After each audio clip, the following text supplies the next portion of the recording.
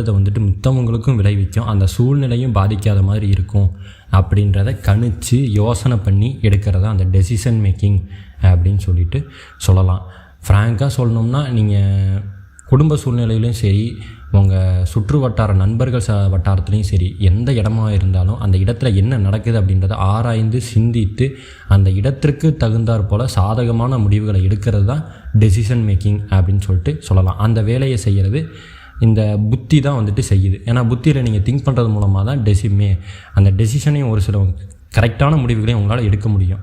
இப்போ அடுத்தது பார்த்திங்கன்னா ஹையர் திங்கிங்கிறது இப்போ உங்களுக்கு ஒரு விஷயம் நடக்குது அப்படின்னா அந்த விஷயத்தை அனைத்து சூழ்நிலையிலையும் நல்லா திங்க் பண்ணி, அதாவது சிந்தித்து முடிவுகளை எடுக்கிறது. ஒரு ஹை லெவலில் யோசனை பண்ணி எப்போவுமே முடிவுகளை வந்துட்டு நல்ல ஒரு சின்னதாக யோசிக்காமல் பெருசாக யோசனை பண்ணாதான் அந்த